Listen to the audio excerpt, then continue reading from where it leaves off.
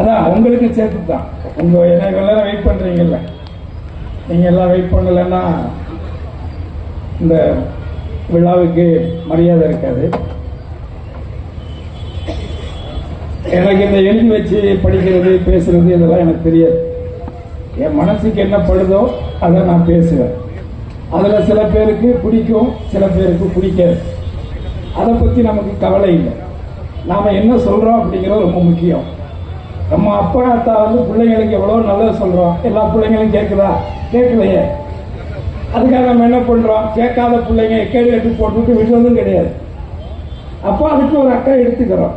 சொல்றதை கேளுறா, அப்பா இவ்வளவு கஷ்டப்படுறாரு, அம்மா இவ்வளவு கஷ்டப்படுறாங்க அப்படின்னு நமக்கு புரிய வைக்கிறோம். அந்த மாதிரி முதல்ல நான் இந்த உங்களுடைய சட்டமன்ற உறுப்பினர், நான் சட்டமன்ற உறுப்பினராக அம்மா அவர்களால் உருவாக்கப்பட்ட பொழுது அதே சட்டமன்றத்தில் இவர்கள் எதிர்கட்சி உறுப்பினர்களாக இருந்த காலத்தில் நான் அவர் கூட பழகியிருக்கேன். அதாவது அந்த சட்டமன்ற கூட்டத்தொடர் நடக்கும் பொழுது என்னென்ன இருக்கோ, அண்ணன் விவேக் அண்ணன் சொல்ற மாதிரி நீந்துறது, பறக்கிறது, ஓடுறது, நடக்கிறதுன்னு எல்லாத்தையும் சமைக்க வச்சு சட்டி சட்டியா எடுத்தாந்து சட்டமன்றத்துக்குள்ளே வச்சு ஆளுங்கட்சி உறுப்பினரா எதிர்கட்சி உறுப்பினரா இந்த பாகுபாடெல்லாம் இல்லாம எல்லாரையும் வாங்க வாங்க வாங்க வாங்கன்னு சாப்பிட வச்சு இவர் சாப்பிடாம அழகு பார்ப்பார். அது எவ்வளவு பெரிய மனசு வேணுங்கிறத முதல்ல நீங்க புரிஞ்சுக்கணும். அதாவது தானத்திலேயே சிறந்தது அன்னதானம்னு சொல்லுவாங்க. கண்தானம், அன்னதானம் கொடுத்தா தானே கண்ணே இருக்கும். அந்த விதத்துல முதல்ல அந்த கொடுக்கிற மனசு இருக்குல்ல, அது இறைவனுக்கு தான் இருக்கும். கொடுக்கிற மனசு இருக்கிறவங்களா இறைவன். நீங்க அப்படித்தான் எடுத்துக்கணும். இறைவனை நீங்களும் பார்த்தே கிடையாது, நானும் பார்த்தே கிடையாது. அதான உண்மை. அது எந்த மதங்களை சார்ந்தவர்களாக இருந்தாலும் இறையை நான் நேரடியாக கண்டேன் அப்படின்னு யாராவது சொல்லியிருக்காங்களா? கிடையாது. உசுறு இல்ல, உசுறு இருக்கு, ஆபரேஷன் நடந்துட்டு இருக்கு, எல்லாம் சரி பண்ணிடலாம், இன்னும் கொஞ்ச நேரத்தில் உயிரை காப்பாத்திடலாம், இப்படியே பில்டப் பண்ணிட்டே இருக்கிறோம். எவனா உசுரை நம்ம பார்த்துருக்கிறோமா? அது எப்படி இருக்கும்? என்ன கலர்ல இருக்கு யாருக்காவது தெரியுமா? உசுறு இருந்தா கை கால அசையும், அசையலைன்னா முடிஞ்சிச்சு, சோழி முடிஞ்சிச்சு, அவ்வளவுதான். அந்த விதத்துல அவர் மனசால ரொம்ப நல்லவர். நான் இப்போ காலையில மதுரையில் இருந்தேன். என்னுடைய தென்னிந்திய நடிகர் சங்கத்தில் மதுரையில் இருக்கக்கூடிய தமிழ்நாடு நாடக நடிகர் சங்கத்தினுடைய ஆண்டு விழா. அந்த விழாவில் போய் கலந்துக்கிட்டு நேற்று நைட்டு கள்ளக்குறிச்சியில் ஷூட்டிங், விஜய் ஆண்டனி கூட ஷூட்டிங். நானும் நடிகர் தான், உங்களுக்கு தெரியும் தானே. ஏன்னா என்னைக்கு என்னமோ ஒருத்தர் தான் நடிகர் மாதிரியே ஒரு பில்டப் நடந்துட்டு இருக்கு தமிழ்நாட்டில். இல்லை, நானும் நடிகர் தான். நேற்று கூட ஷூட்டிங்ல இருந்தேன். 9 மணிக்கு முடிச்சிட்டு நேரம் அவங்களே நம்ம, ஏன்னா அவங்க நலிந்த நாடக கலைஞர்கள், அவர்களுக்காகத்தான் நம்ம சென்னையில் ஒரு மிகப்பெரிய மன்றம் கட்டிக்கிட்டு இருக்கோம். ஒரு கிட்டத்தட்ட 1.25 லட்சம் ஸ்கொயர் ஃபீட்ல ஒரு மிகப்பெரிய ஒரு மண்டபம் கட்டுறோம். அந்த மண்டபம் கூட வழக்கு அப்படின்னு சொல்லி நிறைய தலைப்பாடுகள் இருந்தாலும் கூட இன்னைக்கு அந்த தென்னிந்திய நடிகர் சங்கத்தினுடைய வானுயரை எழுப்பக்கூடிய அந்த மண்டபம் உருவாகுவதற்கு உறுதுணையாக, உண்மையிலேயே அது மீண்டும் எழுச்சி பெறுவதற்கு எங்களோடு எங்களாக நடிகர் சங்கத்தில் ஒருவராக நடிகராக எங்களோடு நிற்பவர் தமிழகத்தினுடைய துணை முதல்வர் உதயநிதி ஸ்டாலின். இந்த இடத்துல அவர் கொடுத்தது மட்டுமில்ல, அவர் கொடுத்தாரு 1 கோடி ரூபாங்கிறது மட்டும் இல்ல, டொனேஷன் நிறைய நடிகர்கள் கொடுத்திருக்கிறாங்க, நம்ம இல்லைன்னு சொல்லல. ஆனால் தான் கொடுத்தது மட்டுமில்லாமல் தன்னை சார்ந்த நண்பர்களையும் கொடுக்க வச்சு அந்த மண்டபத்தை உருவாக்குறதுக்கு இன்னைக்கு வளர்ந்துருச்சு, முடிய போகுது. அந்த விதத்தில் ஒரு மிகச்சிறந்த ஒரு மனிதர் எனது அண்ணன், உங்களுடைய சட்டமன்ற உறுப்பினர் சுதர்சனம் அவர்கள். இவரை போன்றவர்கள் தான் பொது வாழ்க்கைக்கு தேவை. அவர் பெரிய கோடீஸ்வரர், உங்களுக்கு தெரியல, அவர் பெரிய பண்ணையார். மாம்பழம் சின்ன எங்க இருக்குங்கிறது பிரச்சனை இருக்கு, ஆனா மாம்பழம் இவர்கிட்ட தான் இருக்கு. அதை முதல்ல நீங்க புரிஞ்சுக்கணும். ஏன்னா ஒரு மாம்பழம் 2 மாம்பழம்லாம் கிடையாது. ஒரு சீசன் வந்துச்சுன்னா என் வீட்டுக்கு மாம்பழம் வரும். என் தோட்டத்தில் நான் ஒரு சிவகங்கையில் ஒரு சின்னதாக ஒரு 15 ஏக்கர்ல ஒரு இடம் வாங்கி நானே அந்த கொரோனா டைத்தில் கஷ்டப்பட்டு அதை உருவாக்கினேன். அதில் மாம்பழம் முதமூணு காய்ச்சி அதை பேக் பண்ணி கொண்டாந்து என் பொண்டாட்டி கிரேஸ் கிட்ட கொடுத்தேன். அதை சாப்பிடும்போது ஒரே அழுக. ஏன் கிரேஸ் ஒரு மாம்பழத்துக்கு அழுகிற அப்படின்னு கேட்டேன். இல்ல இத்தனை வருஷம் சுதர்சனம் தானே நம்ம கொடுத்துட்டு இருந்தாரு, இப்போ நம்ம தோட்டத்திலே நமக்கு வந்துருச்சேன்னு சொல்லி சந்தோஷப்பட்டான். அதையும் நான் சொல்லிடுறேன். அதனால நல்லவர்கள் கிடைப்பது அரிது. ஔவையார் சொன்னது மாதிரி அரிது மானிடராய் பிறத்தல் அரிது, மானிடராய் பிறப்பினும் கூன் குருடு செவிடு வேடி நீங்கி பிறத்தல் அரிது. அந்த மாதிரி எத்தனையோ சட்டமன்ற உறுப்பினர்கள் இருந்தாலும், இன்க்ளூடிங் என்ன முதற்கொண்டு நான் சொல்றேன், இருந்தாலும் சுதர்சனை போன்ற ஒரு சட்டமன்ற மக்களுக்கு பணியாற்றக்கூடிய ஒரு நபர் கிடைப்பது அரிது. அதை நீங்க பயன்படுத்திக்கங்க அப்படிங்கிறது என்னுடைய ஒரு ஒரு கோரிக்கைன்னு வச்சுக்கங்க. ஆக நான் இந்த மேடையில் பேச வந்தது, அந்த மதுரை நிகழ்ச்சியை முடிச்சிட்டு இங்க இருந்து கார்ல நைட்டு 9 மணிக்கு கிளம்பி மதுரையில போய் அந்த நிகழ்ச்சியை முடிச்சிட்டு 1 மணிக்கு வந்து வீட்டில் தூங்க கூட முடியாம வேற வேட்டி சட்டையை கட்டிட்டு என் காரை என் பொண்டாட்டி நாளைக்கு கிறிஸ்துமஸ் ட்ரெஸ் எடுக்கிறதுக்காக வண்டி எடுத்துட்டு போனதுனால இவர் வண்டி அனுப்ப சொல்லி அந்த வண்டியில கிளம்பி வந்திருக்கிறேன். நான் பெரிய ஆளா சின்ன ஆளாங்கிறது மேட்ரு இல்லை. ஆனால் ஒரு நல்ல மனுஷன் ஒரு நிகழ்ச்சிக்கு முதல்ல கூப்பிட்டுருக்காரு, எப்படியாவது போயிடணுங்கிறது தான் நான் வந்தேன். வந்ததுக்கு அப்புறம் தான் ஒன்றிய செயலாளர் கருணாகரங்கிறத எனக்கு தெரியும். இங்க இருக்க இப்போ உங்க எல்லாரையும் பார்க்கக்கூடிய ஒரு வாய்ப்பு எனக்கு கிடைச்சிருக்கு. அதனால என்ன விஷயத்துக்காக இவர் கூப்பிட்டாரு, அதுக்காக வந்தோம். வந்து நான் என்ன உங்ககிட்ட சொல்லணும்னு நினைக்கிறேன் அப்படின்னா, நான் நடிகராக இங்கு வரல. நடிகராக வச்சுக்கிட்டாலும் கூட இந்த நடிகர், நான் ஒரு மேடை பாடகனாக இருந்து, ஒரு கிராமிய பாடகராக இருந்து, அதுக்கப்புறம் ஒரு கானா பாடகராக உருவாகி, அதுக்கப்புறம் முதல் தமிழ் பாப் இசை கலைஞனாக உருவாகி, அதுக்கப்புறம் லொடுக்கு பாண்டிங்கிற படத்துல, நந்தா படத்துல லொடுக்கு பாண்டியாக உருவாகி, இன்னைக்கு திண்டுக்கல் சாரதியில வசந்தியோட புருஷனாக அறிமுகமாகி, ஏன்னா இப்படி பல முகங்கள் எடுத்து அந்த திண்டுக்கல் சாரதிங்கிற ஒரு படத்துல நடிச்சதன் மூலமாக, பல முறை சன் டிவியில் அதை போட்டதன் மூலமாக மக்கள் ஒவ்வொரு வீட்டுக்குள்ளையும் உள்ள போய் திருவாடனையில கிட்டத்தட்ட 52 இருந்து 2016 வரைக்கும் அங்க வந்து ஏடிஎம்கே ஜெயிச்சதே இல்லை. அந்த இடத்துல முறையை ஜெயிச்ச ஒரே ஆளு நான் தான் வச்சுக்கோங்க. பட் இருந்தாலும் இந்த பதவிகளை எல்லாம் பெற்று இன்றைக்கு நான் ஒரு மனுஷனா இந்த உங்களுக்கு முன்னாடி நிக்கிறேன் அப்படின்னா, இதற்கு காரணகர்த்தா யார்? ஒரு கலைஞனாக வளர்ந்து நிற்கக்கூடிய நான் யார்? என்னுடைய மொழி தாய்மொழி தமிழ் மொழி, உங்களுக்கு நீங்கள் நானும் பேசுற மொழி. இதுதான் நம்மளை கனெக்ட் பண்ணுது. ரெண்டாவது, நீங்க ரசிக்கிறீங்க, சினிமா தட்டுல காசு கொடுக்குறீங்க. இன்னைக்கு ஓடிடியில பார்த்தாலும் நீங்க அதுக்கு மாசான காசு கட்டுறீங்க, டிவியில பார்த்தாலும் அதுக்கு வந்து பணம் கட்டுறீங்க. ஆக ஏதோ ரூபத்துல என்னை போன்ற எண்ணற்ற கலைஞர்களை வாழ வைக்க கூடியதும் நீங்க தானே. நீ உண்மைதானே? இப்ப நான் 200 கோடி வாங்குறேன்னா 20 லட்சம் வாங்குறேனாங்கிறது பிரச்சனை இல்லை. அது கொடுக்கறது யாரு? நான் 200 கோடி நான் வந்து இப்ப ஒண்ணு இல்லைங்க. இன்னைக்கு எனக்கு நான் நடிக்கிற படத்துக்கு எனக்கு 40 லட்சம் 50 லட்சம் சம்பளம் கொடுக்குறாங்க. நான் எல்லா படம்லாம் நடிக்க மாட்டேன். எந்த நடிகை வீட்டு வாசல நான் நின்னது கிடையாது, எந்த டைரக்டர் வீட்டு வாசல நான் நின்னது கிடையாது, எந்த தயாரிப்பாளர் வீட்டுக்கு நான் போனதில்லை. ஏன்னா ஒரு உண்மையான கலைஞன் வாய்ப்புகளை தேடி போடுவானா நிச்சயமா உண்மையான கலைஞனா இருக்க முடியாது. அந்த கலையை மதிச்சு எவன் வந்து கூப்பிடுறாங்க, ஒரு கரகாட்டக்காரியை நீங்க கூப்பிடணும் போனா கூட அவங்கள போய் நீங்க புக் பண்ணணும். ஒரு கச்சேரிக்காரனை கூப்பிட போனா கூட நீங்க அவனை போய் புக் பண்ணணும். அப்பதான் அந்த கலைக்கு நீங்க மரியாதை கொடுத்து கூப்பிடுறீங்கன்னு அர்த்தம். சோ நான் கொஞ்சம் அந்த மாதிரியான விஷயங்கள்ல கொஞ்சம் சின்ன வயசுல இருந்து கஷ்டப்பட்டு இந்த இடத்துக்கு வந்தால் அடுத்த நேரம் ஏன் எனக்கு வந்து தளபதி வந்து எத்தனையோ திட்டங்களை கொடுத்துருக்காரு. அத்தனை திட்டங்களையும் எனக்கு ரொம்ப பிடிச்ச திட்டம் என்னன்னு கேட்டீங்கன்னா, இந்த காலை உணவு திட்டம் இருக்குல்ல, அது எனக்கு ரொம்ப பிடிச்ச திட்டம். ஏன்னா நான் பள்ளி காலங்களில் படி எங்க அப்பா சாதாரண டீ கடை வச்சிருந்தார்.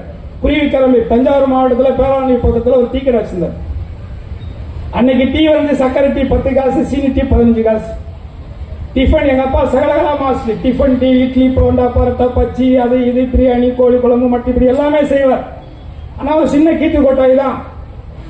அந்த இடத்துல எங்களை வளர்த்தார் அவர். அப்போ எங்களுக்கு 5ஆம் வகுப்பு நான் படிக்கிற வரைக்கும் பாத்தீங்கன்னா பக்கத்துல ஆரம்ப பள்ளியில வந்து அந்த உப்மா போடுவாங்க, கோதுமை உப்மா. அதுல பாத்தீங்கன்னா அந்த புழுவா செத்து கிடக்கும். அதுல அதுதான் இருக்கும். அந்த இது இருந்தாலும் அந்த அம்மா வந்து ஆயம்மா வாழைச்சி கிடைச்சி அதால முடிஞ்ச வரைக்கும் அதுக்கு கண்ணுக்கு தெரிஞ்ச வரைக்கும் புறைக்கு போட்டுட்டு சமைச்சு கொடுக்கும். அப்ப நான் அதெல்லாம் சர்வீஸ் பண்ணுவேன். அப்ப எங்க பள்ளி மாணவர்கள்லாம் லைனா உட்கார்ந்து இருப்பாங்க, தட்டு கொடுத்துருவாங்க. அந்த சட்டியில உப்புமா வச்சுட்டு நான் தான் குரல் சொல்லணும். நான் சொல்ல அவங்க எல்லாம் திருப்பி சொல்லணும்.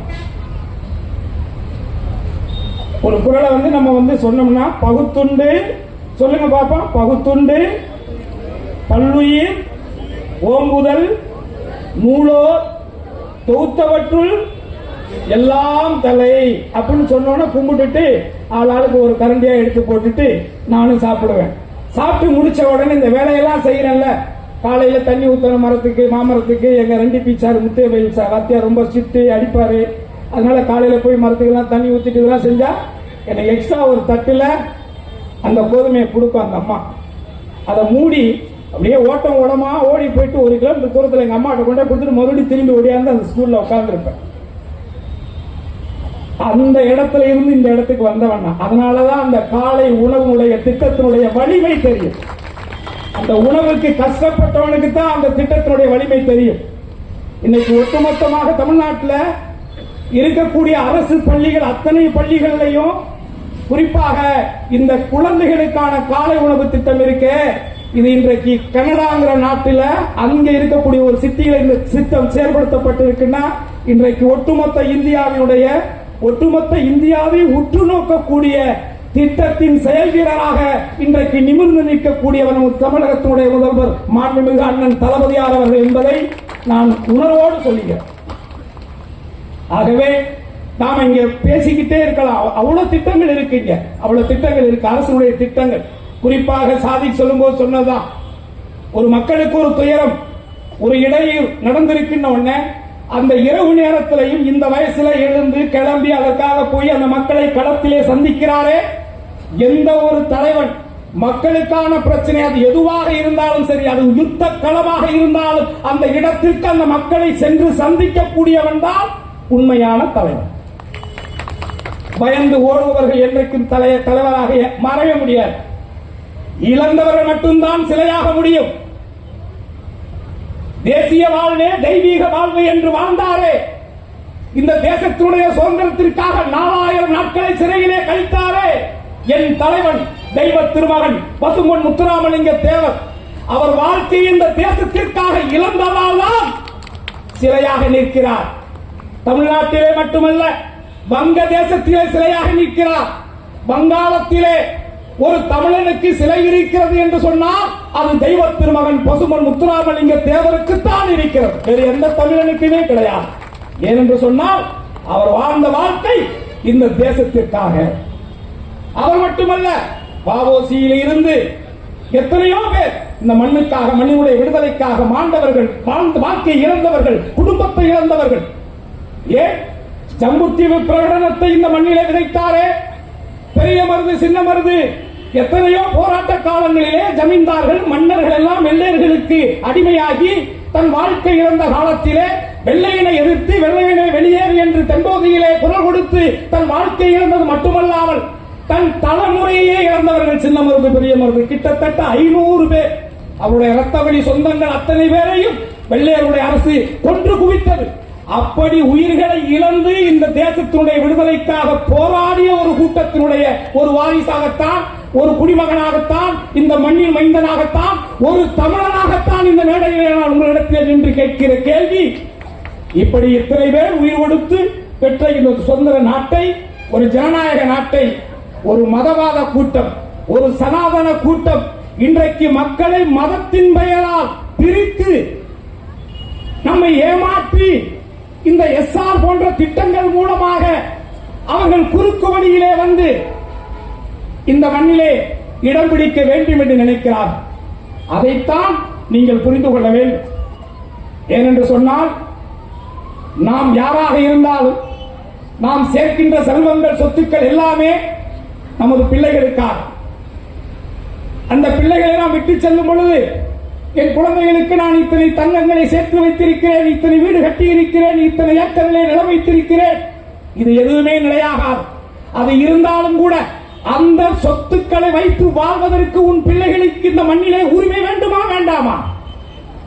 அந்த உரிமை இந்த சனாதன கூட்டங்களால் அந்த பறிக்கப்படும் என்கின்ற ஒன்றைத்தான் உங்களிடத்தில் நான் சொல்ல. மற்றபடி நமக்கு என்ன, இங்க இருக்கிற ஒருத்தருக்கு ஒரு சாமி இருக்கும். இப்ப நான் இருக்கிறேன், எனக்கு ஒரு சாமி இருக்குது. நான் என்ன சாமி, எங்க அப்பா அம்மா எங்க பாட்டை முப்பாட்டை எல்லாருமே பேசிக்கா சொல்ல போனா, இன்னும் சொல்ல போனா நான் ஒரு பூசாரி, ஒரு பாரம்பரியமா ஒரு பூசாரி குடும்பத்திலிருந்து வந்தால் எங்களுக்கு நாங்கள் சைவத்தை வழிபட்டவர்கள், நாங்கள் சிவனை வணங்கியவர்கள், முருகனை வணங்கியவர்கள். நாங்கள் திருநூறு எடுத்து இப்படி பட்டை அடிச்சுக்குவோம். எனக்கு ஒரு மதம் இருந்தது. அதுபோல எத்தனையோ மதங்கள் இந்த நாட்டில், தமிழ்நாட்டிலேயே எத்தனையோ மதங்கள் இருக்கு. இங்க இருக்கிறவங்ககிட்டயே எத்தனையோ ஐயனார கும்புறவங்க இருப்பாங்க, அந்த ஐயனாருக்கு எத்தனையோ பேர் இருக்கும். சின்ன கருப்பர் பெரிய கருப்பரை கும்பிடக்கூடியவங்க இருப்பாங்க, மாரியாத்தா காளியாத்தா துர்கான்னு சொல்லி கும்பிடக்கூடியவங்க இருப்பாங்க.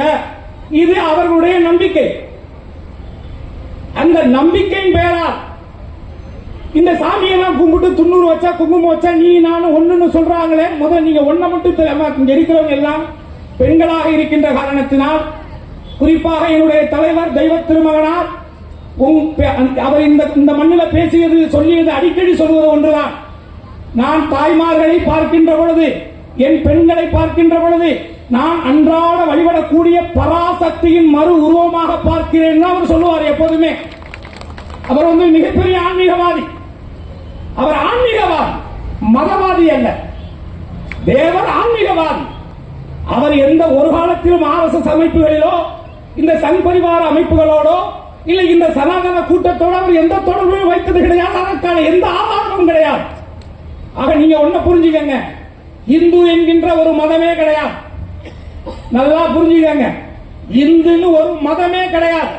இந்து என்பது வெள்ளையர்கள் நம்மை ஆட்சி செய்த காலத்திலே இந்தியாவிலே பல மொழிகள், பல மதங்கள், பல இனங்களாக இந்த மக்கள் வாழ்ந்து கொண்டிருந்த காலத்திலே ஒவ்வொரு மதமாக பிரித்து நிர்வாகம் செய்வதற்காக இஸ்லாமியர்களை ஒரு மதமாகவும்,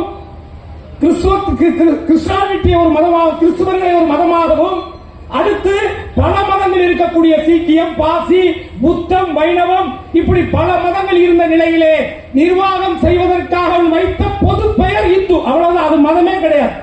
ஆனால் இந்து என்பது வேறு. இப்ப நீங்க நான் சிவனை கும்பிடுறேன், நீங்க பெருமாளை கும்பிடுறீங்க, நீ நானும் இந்து வச்சுக்கலாம், தப்பு இல்ல. ஆனால் இந்து என்பது பொது பட்டியலில் இருக்கும். எல்லா இத்தனை மதங்களை சேர்த்த ஒரு பொது பெயர் இந்து. இந்துத்துவா என்பது வேறு. இங்க என்ன பிரச்சனைனா, இந்துத்துவா என்பது என்னங்கிறதா இங்க பிரச்சனை. அத நீங்க காவி கலருக்கும் இந்த கலருக்கும் நிறைய வித்தியாசம். தயவு செஞ்சு நீங்க அதை தான் புரிஞ்சுக்கணும். பார்ப்பனர்கள், குறிப்பாக ஆரியர்கள், பார்ப்பனர்கள் மணி அடிக்கும் போது அவர் சொல்ற மந்திரம் கடவுளுக்கும் புரியாது, உனக்கும் புரியாது, எனக்கும் புரியாது. என்ன நல்லா புரிஞ்சுக்கங்க, எந்த கடவுளுக்கும் அந்த மந்திரம் புரியாது. அது அவர்கள் வாழ்வதற்காக உருவாக்கி கொண்ட ஒரு மந்திரம், அவ்வளவுதான். நீங்க அப்படித்தான் பார்க்கணும். பெரியார கூட தான் சீக்கிரமா செத்துன்னு எத்தனை யாகம் நடத்துறாங்க. அவரால் என்னால முடியாது, அவரால் தான் ரிட்டையர்மெண்ட் வாங்கிட்டு போனார். அதனால இங்க இது எல்லாம் இங்க கேளுங்க, அதுக்குள்ள போனா நம்ம நிறைய பேசலாம், அது தேவையில்லை. ஆனா நீங்க ஒன்ன மட்டும் புரிஞ்சுக்கணும், இந்து மதம் என்கின்ற பெயராலே இந்த தமிழ்நாட்டிலே எத்தனையோ ஆண்டு, ஆயிரக்கணக்கான ஆண்டுகளாக மதங்களை பார்க்காமல் மனிதநேயத்தை மட்டுமே பார்த்து பழகிக்கொண்டு இணக்கமாக இருக்கக்கூடிய இந்த சமூக கூட்டத்தை இந்த RSS சங் பரிவார கூட்டங்கள் உள்ளே புகுந்து உன்னையும் என்னையும் எதிரியாக்கி அதற்குள்ளே மணியடிக்க பார்க்கிறார்கள் என்பதை மட்டும் நீங்கள் புரிந்து கொள்ள வேண்டும். ஆனால் ஒன்றை மட்டும் சொல்கிறேன், என்னை பொறுத்தவரை எனக்கு ஒரு சமுதாய அடையாளம் இருந்தாலும் கூட நான் தாய்மொழி தமிழ் தான். அதுல ஒண்ணு வேற ஒண்ணும் கிடையாது. என்ன முதல்ல நான் சொன்னதுதான், உங்களால் உருவாக்கப்பட்ட நடிகனாக இன்றைக்கு வளர்ந்து நிற்கக்கூடிய நான், உங்களுக்கு ஒரு பிரச்சனை என்று வருகின்ற பொழுது அதை வேடிக்கை பார்க்கக்கூடியவனாக நான் இருக்க மாட்டேங்கிறத நான் இந்த இடத்துல சொல்றேன், அவ்வளவுதான். நாளைக்கு இங்க இருக்கக்கூடிய சோழாவரமா இருந்தாலும் சரி, முண்டியம்மன் நகரா இருந்தாலும் சரி, ரெட்டில்ஸா இருந்தாலும் சரி, இதை தாண்டி போற திருவள்ளூர் மாவட்டத்தில் எங்க இருந்தாலும் சரி, எந்த இனமாக இருந்தாலும் சரி, அது தமிழ்நாடாக இருந்தால் எந்த ஒரு பிரச்சனையாக இருந்தாலும் அந்த இடத்திலே நிச்சயமாக நான் வருவேன். எனக்கு முன்பாக தமிழகத்தினுடைய முதல்வர் மு.க. ஸ்டாலின் அண்ணன் அவர்கள் வருவார். இதுதான் நம்ம மைய கருத்து. மதவாத கூட்டத்தால் மனிதனுடைய சமூக நல்லிணக்கத்தை சீர்குலைக்க திட்டமிடுகின்ற இந்த சங் பரிவார கூட்டத்திற்கு எதிரான ஒரு வார் தான் வரக்கூடிய தேர்தல். இதை மட்டும் நீங்க புரிஞ்சுக்கணும். இது ரொம்ப ரொம்ப முக்கியம். இது ரொம்ப ரொம்ப ரொம்ப ரொம்ப முக்கியம். ஏன்னா நம்ம அவங்கள உள்ள விட்டுட்டீங்கன்னா நம்மளுடைய மொழி அழிஞ்சிடும்.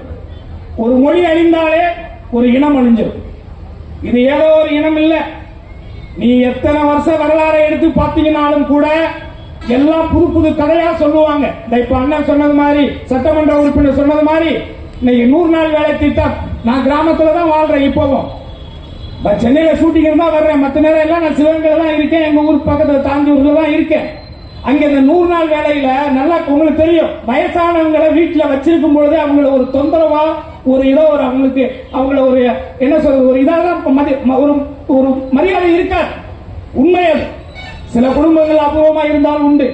ஆனால் அந்த மாதிரி வயசானவங்களா இருக்கக்கூடியவர்களை வீட்டில் இல்லாமல் அவங்க சும்மா போய் ஒரு மரத்தடியில் உட்கார்ந்து இருந்தாலும் கூட அவங்களுக்கு ஒரு வேலை வாய்ப்பு திட்டத்தை கொடுத்து கிட்டத்தட்ட 10 வருடம் 15 16 வருடங்களாக இருந்த ஒரு செயல் திட்டம் ஆண்டுக்கு அன்றைக்கு காங்கிரஸ் ஆட்சியில் போடப்பட்ட பொழுது 40,000 கோடி ரூபாய் அதற்கான செலவு திட்டங்கள் அன்றைக்கு அது செயல்படுத்த முடியாத பொருளாதார நிலைப்பாடு இருந்த பொழுதும் அதை துணிச்சலாக இன்றைக்கு செயல்படுத்தி இதுவரைக்கும் சரியாக போயிட்டு இருந்த ஒரு திட்டத்தை திடீரென்று 100 நாள் 125 நாள் சொன்னா 100 ரூபாய் சம்பளம் வாங்குறவனுக்கு 125 ரூபாய் நாளையில இருந்தா நீங்க என்ன நினைப்பீங்க? சூப்பரா அப்படி நினைப்பீங்கல்ல?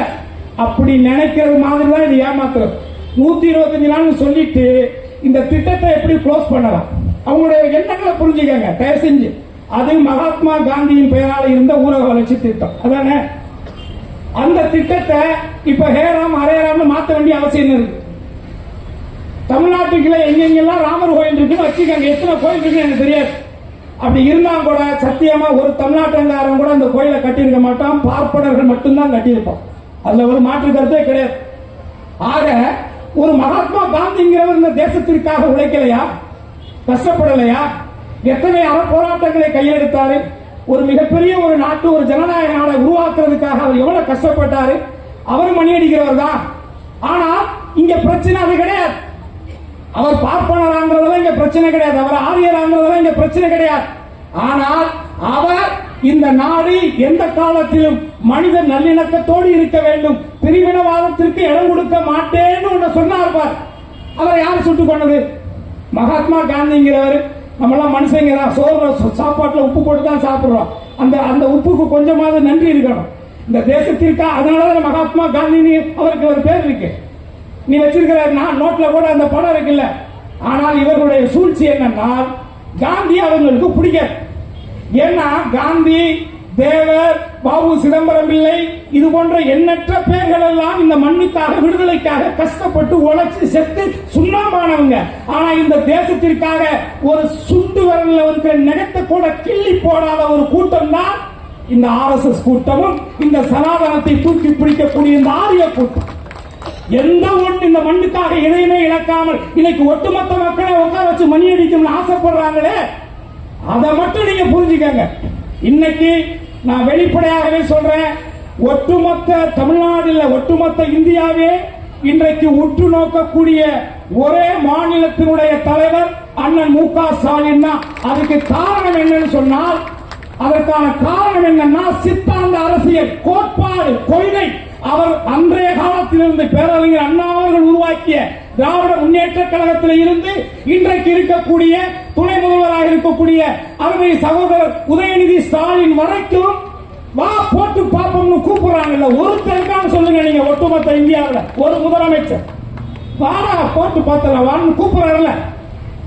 ஏன்னா நம்மளுடைய இதுதான் நம்மளுடைய சித்தாந்தம், இதுதான் நம்முடைய மண், இதுதான் நமக்கு கொள்கை. அந்த அடிப்படையில் தான் அவர் சொல்றார். ஆக இந்த மாதிரியான சூழல் வரக்கூடிய சூழல்ல நீங்க நல்லா புரிஞ்சுக்கங்க. சகோதரர் சாதி கூட சொன்னார் எடப்பாடி அது டெட் பாடி, அது முடிஞ்சு போச்சு. இனிமே அதை பத்தி நம்ம பேச வேண்டிய அவசியம் இல்லை. ஏன்னா அந்த கட்சி என்ன உருவாக்குனது எடப்பாடி எல்லாம் கிடையாது, எடப்பாடியோ டிடிவி எல்லாம் கிடையாது. என்னை உருவாக்குனது புரட்சி தலைவி அம்மா. அவங்க தான் என்ன சீட்டு கொடுத்தாங்க, நான் நின்னேன் ஜெயிச்சேன். ஓகே, அந்த அம்மா செத்துட்டாங்க, என் வாழ்க்கையும் போச்சுட்டு அதோட வந்துட்டேன்.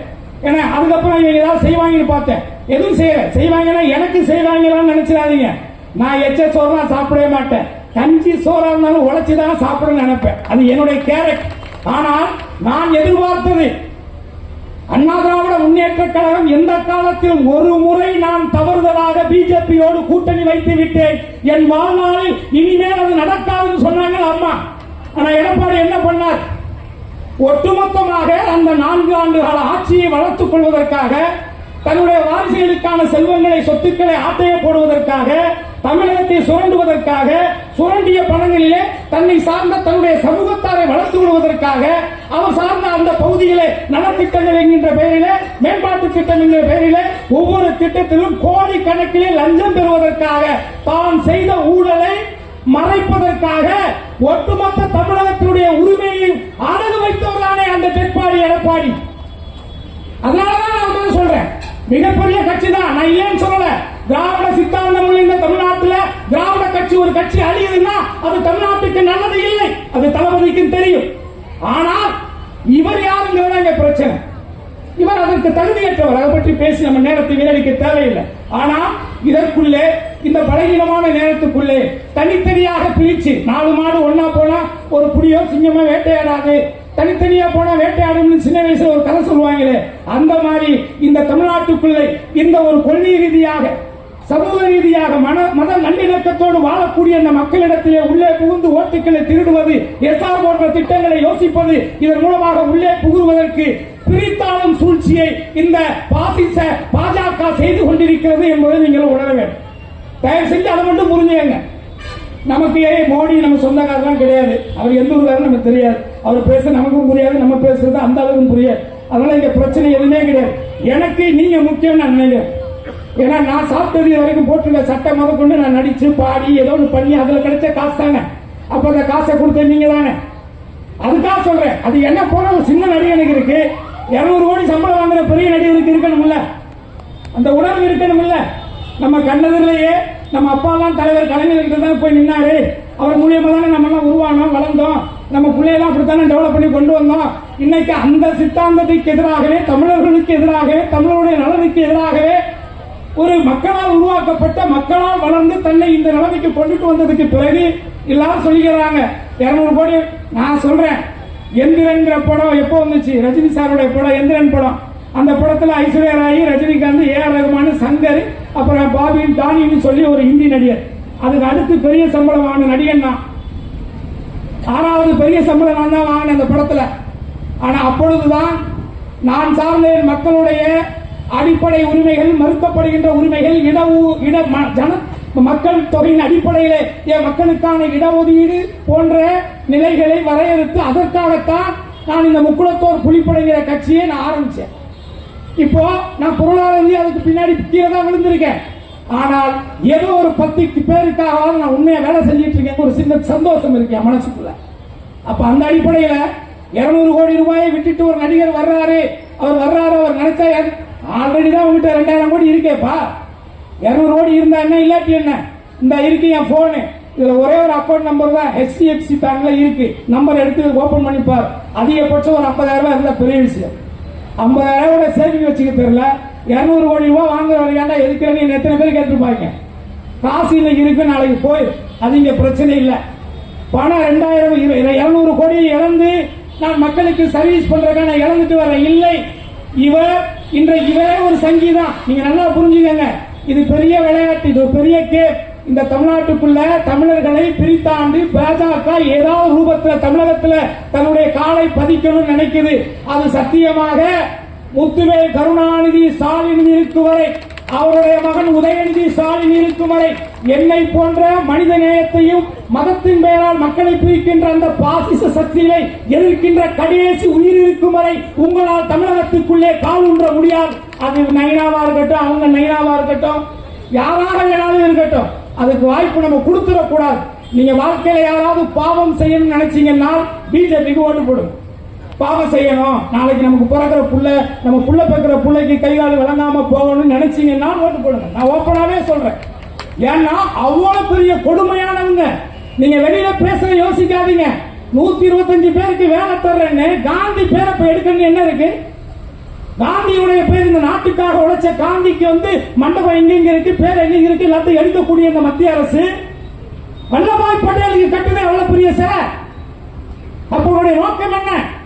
ஒரு சின்ன கோட்டுக்கு பக்கத்துல பெரிய கோடு போட்டா இந்த கோடு சின்ன கோடா தெரிஞ்சிடும். ஏன்னா ஒரு பெரிய கோடு இருக்குன்னா அதுக்கு பக்கத்துல அதை விட பெரிய கோடா போட்டுட்டா இந்த கோடு மறைஞ்சிடும். இதானே உங்க சித்தாந்தம், இதுதானே உங்களுடைய அரசியல். இது என்ன நாகரிக அரசியல்? இது என்ன நல்ல அரசியல்? தயவு செஞ்சு சொல்றேன், என்ன கடற்தாமரை வந்துச்சுன்னா கொலை நாசமாகும், கடற்தாமரை வந்துச்சுன்னா உடல் நாசமாகும், தாமரை வந்துச்சுன்னா தமிழ்நாடு நாசமாகும். நான் பாராளுமன்ற தேர்தலே சொன்னேன், அதைத்தான் திரும்பவும் நான் சொல்றேன். ஆகவே இங்க தேவை நமக்கு மக்களுக்காக வேலை செய்யக்கூடிய, மக்களுடைய நலன்களுக்காக யோசிக்கக்கூடிய மக்களுடைய சந்ததிகளுக்கான திட்டங்களை யோசிக்கக்கூடிய ஒரு அமைச்சர், ஒரு முதலமைச்சர் வேணும். அந்த முதலமைச்சர் இந்தியாவிலே சிறந்த முதலமைச்சராக தன்னுடைய மக்களுக்கான செயல் திட்டங்களை தினந்தோறும் புதிதாக மகளிர் உதவித்தொகையிலிருந்து எண்ணற்ற திட்டங்களை கொடுத்துக் கொண்டே இருக்கக்கூடிய அருமை அண்ணன் தமிழகத்துடைய முதல்வர் மு.க. ஸ்டாலின் அவர்கள்தான் மீண்டும் முதலமைச்சராக வர வேண்டும் என்பது என்னுடைய விருப்பம் மட்டுமல்ல, ஒட்டுமொத்த தமிழருடைய விருப்பம், தமிழ்நாட்டினுடைய விருப்பம். இந்த நிலையில் அவர் வருகிறார், இவர் வருகிறார், எவர் வேண்டாலும் வரலாம் போகலாம், அது பெரிதல்ல.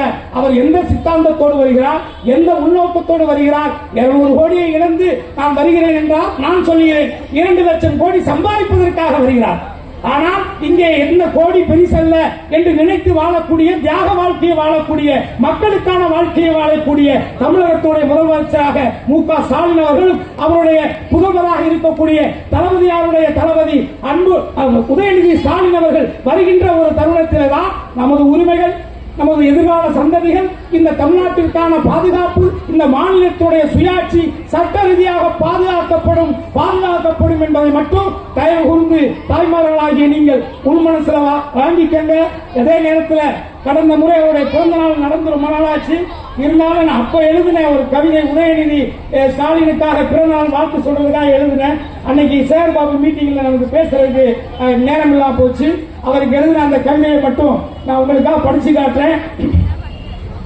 சனாதனத்தை பொசுக்கிய உதய சூரியன், சனாதனத்தை பொசுக்கிய உதய சூரியன் உதயநிதி, பாரத மாதா பங்காளிகளை பந்தாடிய பண்பாளன் உதயநிதி, காவி பேய்களை அடித்து நொறுக்கும் கருப்பு சிவப்பு உதயநிதி, சங்கியனும் வங்கிகளை இந்தியா முழுவதும் கதறவிட்ட திராவிட மதி எங்கள் உதயநிதி, கலைஞர் எழுதினார், முழங்கினார் மக்களுக்காக. அண்ணன் ஸ்டாலின் உழைத்தார், உழைத்துக் கொண்டிருக்கிறார் மக்களுக்காக.